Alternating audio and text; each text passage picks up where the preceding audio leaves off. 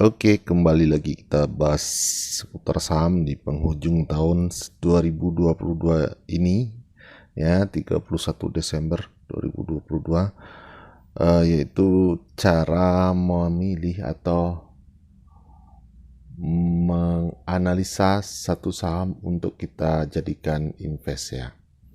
Jadi banyak yang bertanya bagaimana sih cara kita dengan mudah ya, cara sederhana membaca laporan keuangan atau menganalisa sebuah saham yang bisa kita atau yang mau kita investkan di situ ya, mau kita jadikan saham untuk invest. Oke, yang pertama teman-teman langsung saja, yaitu teman-teman perhatikan ekuitas dari satu perusahaan itu. Misalkan kita lihat BSSR ini ya. Ekuitas itu adalah kekayaan bersih teman-teman ya, kekayaan bersih di luar hutang ya. Teman-teman bisa lihat di sini, ini di fundamental ini ada aset, ada liability dan ada equity. Aset itu yaitu liability ditambah equity ya. Jadi kekayaan bersih ditambah hutang itu menjadi aset. Yang kita perlukan itu equity-nya saja teman-teman ya, atau ekuitas atau kekayaan bersih di satu saham. Apanya yang kita lihat? Jadi kita lihat di 4 tahun terakhir apakah ekuitas perusahaan itu selalu bertumbuh ya, atau justru berkurang. Jadi ini perlu sekali teman-teman perhatikan, karena kekayaan bersih atau ekuitas itu jika dia berkurang, tentu saja itu indikasi dari perusahaan itu sedang tidak dalam kondisi baik ya, atau ada masalah di perusahaan tersebut. Itu yang pertama. Terus yang kedua, kita perhatikan laba ya. Di sini bisa juga teman-teman lihat net profit ini ya. Ada dua, operating profit dan net profit. Saya sih sebenarnya tidak ada masalah mana yang lebih baik kita pakai, operating profit atau net profit. Sebenarnya net operating profit lebih bagus teman-teman ya. Operating profit lebih bagus. Kenapa? Operating profit itu adalah profit yang didapatkan dari hasil usaha perusahaan itu sendiri ya. Sedangkan net profit itu bisa dari bermacam-macam teman-teman. Misalkan BSS ini juga mempunyai saham di tempat lain atau di perusahaan lain misalnya, kemudian perusahaan lain itu membukukan laba yang besar, otomatis si BSSR ini dinilai juga mendapatkan net profit di sini lebih banyak ya. Sedangkan profit yang dapat itu bukan dari usahanya sendiri. Jadi itu bedanya operating profit dengan net profit. Jadi perhatikan laba atau profit itu selalu meningkat atau setidaknya stabil ya. Kalaupun dia berkurang atau dibandingkan tahun sebelumnya, ya pastikan juga kalau itu memang penurunan yang wajar, karena saham BSSR ini seperti yang kita lihat ini adalah saham siklikal ya, ada siklusnya, atau misalkan ada permintaan yang menurun secara drastis, itu bisa jadi membuat laba dari perusahaan ini menurun. Tapi dengan catatan ekuitasnya tidak ikut turun teman-teman ya, kekayaan bersihnya tidak ikut turun. Nah itu indikasi yang kedua. Kemudian harga saham dari BSSR ini. Jadi dari mana kita bisa mendapatkan atau melihat apakah saham BSSR ini sudah naik tinggi atau seperti apa? Kalau kita lihat dari ini, PBV dari BSSR ini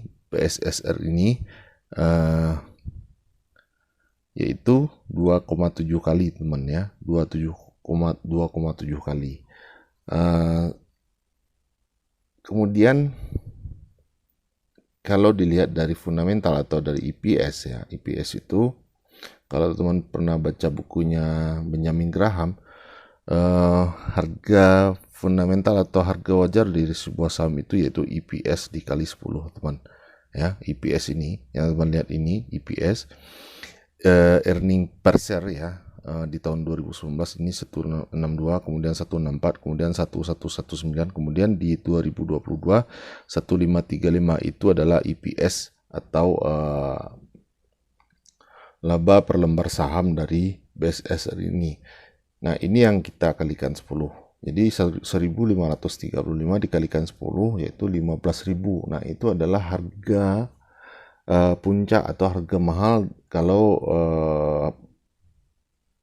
BSSR ini sudah di harga 15.035 ini ya.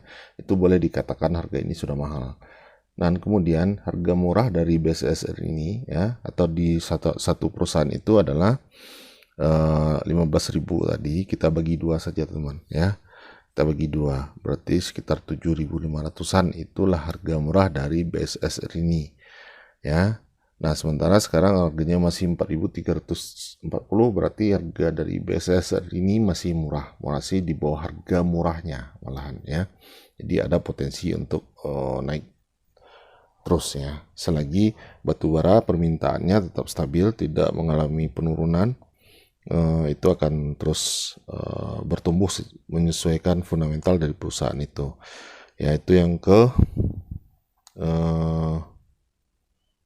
tiga ya, harga belum terlalu naik tinggi. Kemudian yang keempat yang paling penting ya, dividen dari perusahaan ini. Mereka selalu membagikan dividen secara rutin ya. Kenapa kita wajib melihat pembagian dividen ini atau perusahaan yang membagikan dividen secara rutin ya? Karena ini adalah satu-satunya alasan kenapa investor masuk di satu saham ya. Teman-teman mau nanam modal ke perusahaan atau ke usaha saya misalkan ya, saya dagang es cendol misalnya, teman-teman invest di perusahaan es cendol saya, tapi saya tidak membagikan apa-apa ke teman, artinya saya tidak fair ya, saya tidak fair. Apa gunanya teman invest di perusahaan saya kalau teman-teman tidak mendapatkan bagi hasil dari modal yang teman masukkan tersebut. Nah, itulah dividen itu ya, pentingnya dividen ya.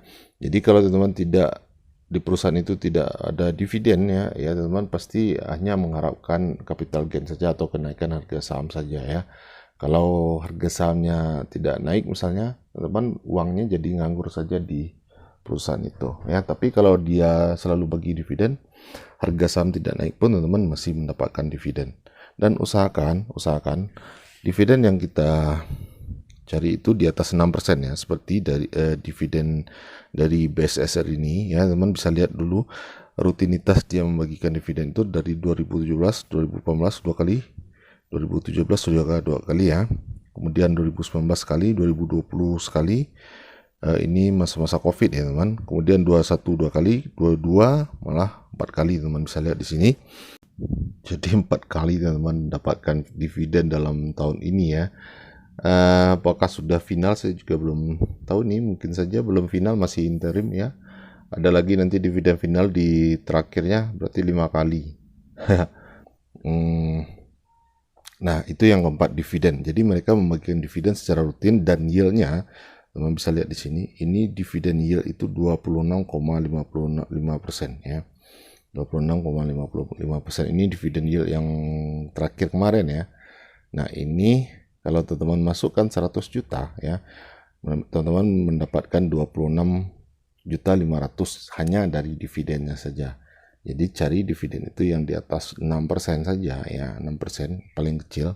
Kalau teman-teman lihat BMRI, BBCA misalkan, mereka cuma membagikan 3-4% dividen, sedangkan BSSR ini bisa sampai 26,5% dividen yieldnya ya. Jadi itu indikasi terakhir. Jadi pastikan perusahaan itu membagikan dividen secara rutin ya. Ada juga dividen mereka besar, misalkan tahun kemarin besar, tapi mereka tidak rutin bagikan dividen. Nah, itu juga harus teman-teman hindari ya untuk invest jangka panjang. Apalagi ya, saya pikir sampai di situ saja. Semoga bermanfaat buat teman. Kalau ada pertanyaan atau saya ada yang lupa kita bahas, teman-teman komentar saja di bawah, nanti kita diskusikan bersama. Oke, selamat sore dan selamat akhir tahun dan Happy New Year untuk besok tahun 2023 buat teman-teman semuanya. Semoga lebih baik ke depannya. Amin dan selamat sore.